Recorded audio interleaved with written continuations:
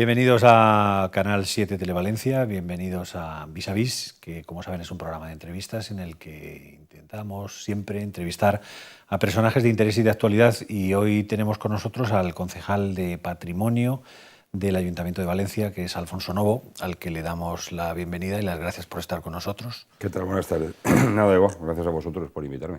Y ¿lleva usted ya en el Ayuntamiento cuántos años, señor Novo? Pues entré en el año 99, que son 12, camino de 13 años. ¿Usted se imaginaba cuando estudiaba en la Facultad de Derecho que iba a acabar en la política? ¿O ya no? No pensaba yo que iba a acabar en política. Siempre me atraía, porque yo era una cosa rara. Siempre entre el grupo de amigos de estudiantes de la facultad era raro aquello de leer la prensa, ¿no? Meterte un poco en temas de política, porque no sé, tienes otras inquietudes.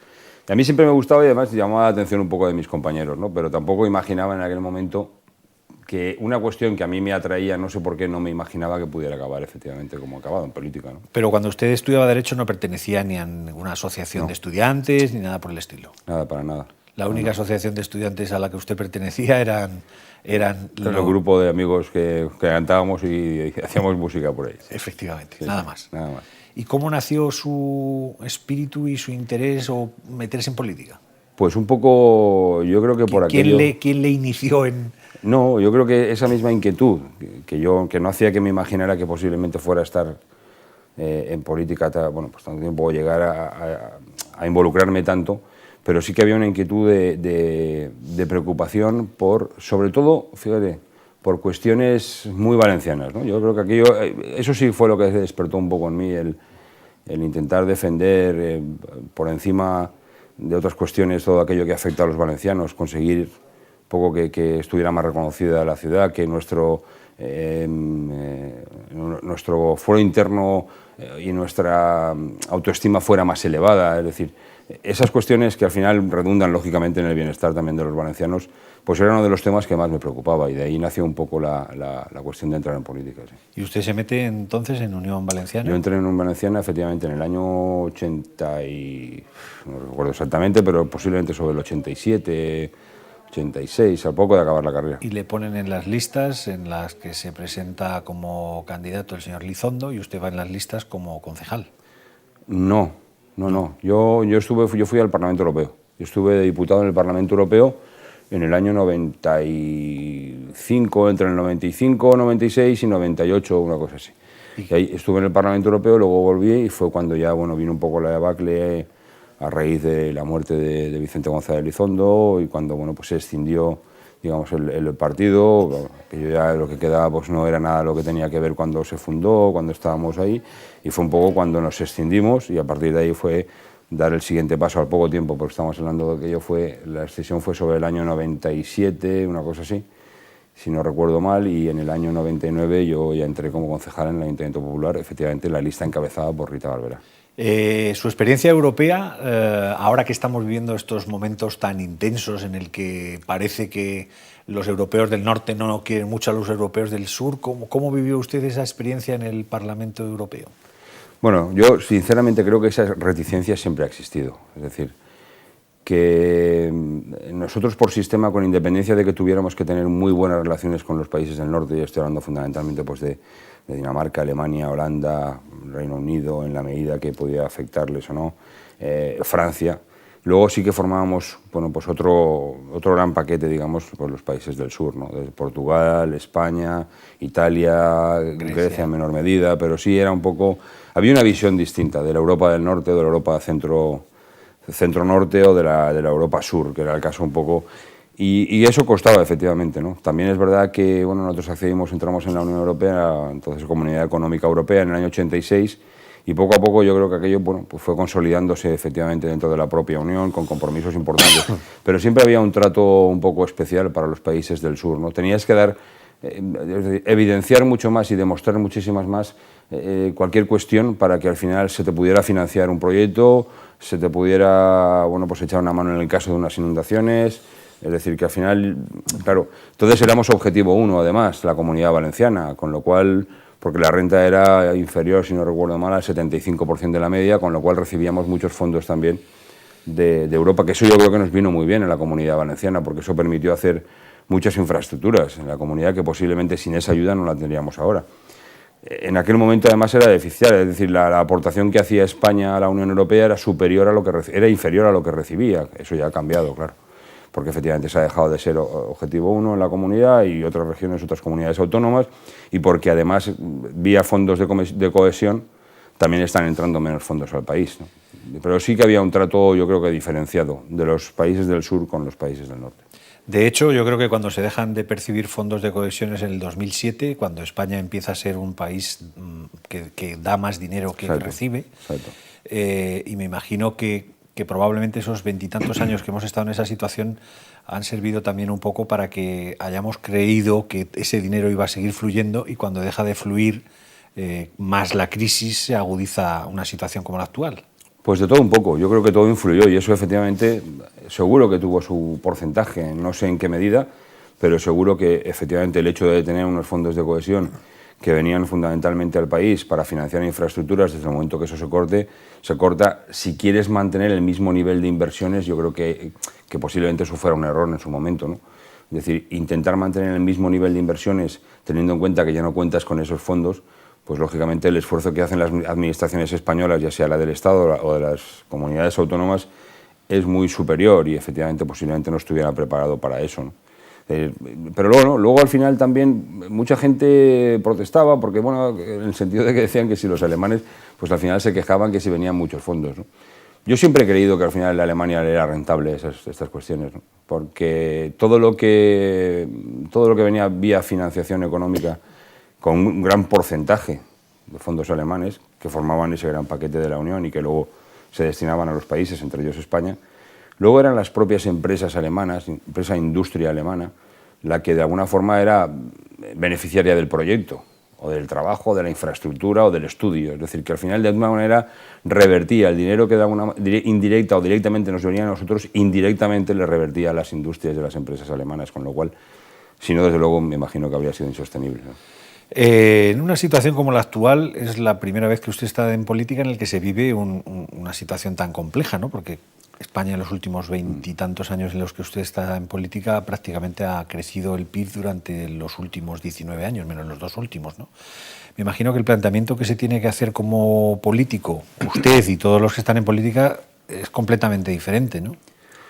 Es distinto, completamente es distinto. Desde luego es muy diferente posiblemente a las épocas en las que, de hecho, bueno, estamos tomando medidas que muchas de ellas no son de agrado de quien las tiene que tomar, y hablo del área en la que yo tengo competencias, pero que estás tomando medidas que están intentando reconducir cuestiones que cuando pues, todo iba bien y económicamente iba bien y había presupuesto y más o menos podías financiar determinadas cuestiones o servicios, pues se financiaban.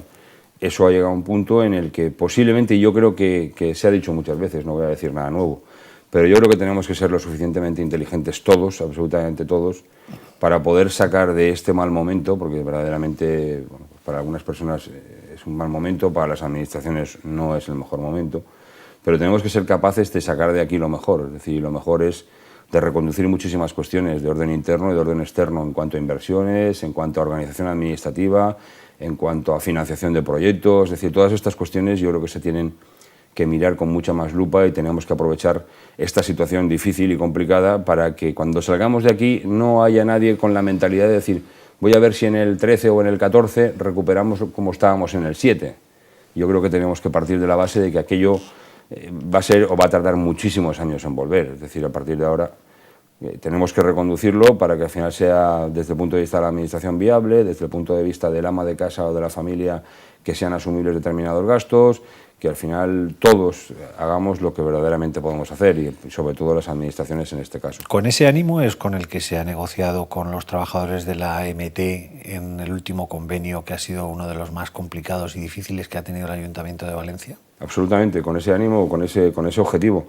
Y ha sido el más difícil porque es la primera vez en un convenio colectivo en el que los trabajadores acuerdan, al final, porque digo que acuerdan, pues lógicamente pues una cuestión De todas maneras, aquí, perdone que le interrumpa, algo se me ha quedado perdido por el camino, porque ellos, los sindicatos, los trabajadores han hecho declaraciones en referencia a lo que se había llegado, a qué acuerdo, pero el ayuntamiento no ha sido muy explícito a la hora de decir exactamente en qué funciones ha sido el convenio que han firmado. Bueno, yo creo que sí. De hecho, yo mismo hice una comparecencia junto con el jefe, el director de recursos humanos de la empresa municipal de transporte, para contar en qué había consistido 2 días después de que se votara. Por eso decía que los trabajadores aceptan por primera vez, desde que existe la AMT, una reducción salarial. Es decir, que el tema era complejo. Y si eso se votó un sábado, si no recuerdo mal, dejamos el lunes porque había que inscribirlo, y el martes hicimos la comparecencia en los medios contando efectivamente qué había consistido. Es decir, al final pues hay un porcentaje que es la eliminación de una paga repartida, que es un 7%, más otros conceptos como lo que en su momento había también, que era una prima de adaptación al euro, que tampoco estaba mal que en el año 2012 pues se retirara ese concepto como tal, con lo cual pues estamos prácticamente en torno a un 10%, entre un 1,5 y un 10% de reducción salarial, que eso nos permite 2 cuestiones fundamentales, y era un poco lo que le trasladábamos a los representantes de los trabajadores. Primero, que el ERE que teníamos en marcha pudimos efectivamente pararlos y no se despidió a ningún trabajador, yo creo que era una cuestión importante, y en eso sinceramente tengo que decirle que la alcaldesa me hizo muchísimo hincapié, que ella sí me pidió que hiciéramos todo el esfuerzo posible para que no tuviéramos que despedir a nadie.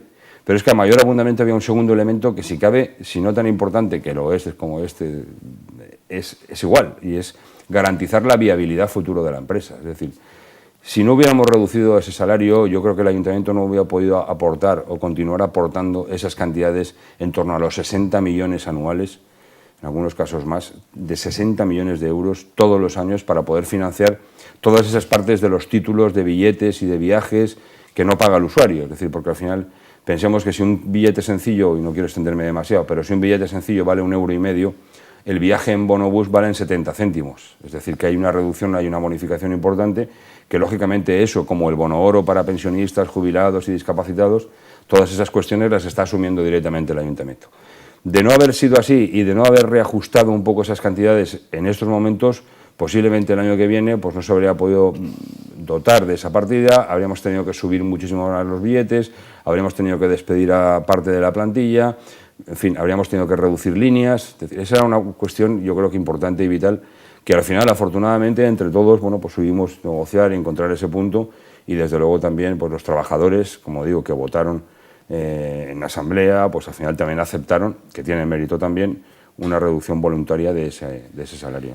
Pero fue una disputa importante, porque en algunas ocasiones leíamos en los medios de comunicación y veíamos que en los días de huelga se habían estropeado autobuses y se habían... Fue una negociación muy complicada, además estuvimos casi 5 meses, más de 5 meses, con esa negociación, y pasó efectivamente un poco de todo. De hecho, eso sigue las investigaciones policiales, porque al final, lógicamente, se interpuso la correspondiente denuncia ante la Policía Nacional para que investigara, lógicamente, lo que había pasado con los pinchazos de ruedas, con la rotura de máquinas, en fin, con determinadas máquinas para elevar autobuses también aparecieron algún día roto, aparecían pintadas por la calle, aparte de todo el lío de los adhesivos, en fin. Bueno, indirectamente a mí también me afectaron con las pintaditas, no a mí, que fue lo peor, sino bueno, pues a un hermano mío, ¿no? Es que también no sé qué culpa tenía él, el pobre. Pero bueno, al final todas esas cuestiones yo creo que tuvimos que intentar asumirlas, tuvimos que intentar llevarlas de la forma más discretamente posible en beneficio de ese futuro acuerdo, ¿no? Que es el que pretendíamos, para garantizar, sobre todo, evitar que se despidiera gente y garantizar el futuro de la AMT como tal, como una empresa municipal, una empresa pública, con aportación municipal, y que sigue siendo el socio único que tiene en estos momentos la AMT, es el Ayuntamiento de Valencia. ¿Y el convenio por cuántos años se ha firmado? El convenio hemos firmado por 2 años, es decir, que para el 14 pues habrá que volver a sentarse para volver a negociar.